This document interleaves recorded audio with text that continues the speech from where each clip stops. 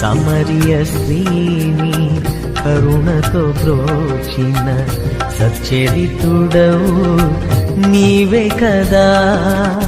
పాపుల కొరకై ప్రాణమునిచ్చిన కరుణామయుడవు నీవే కదా.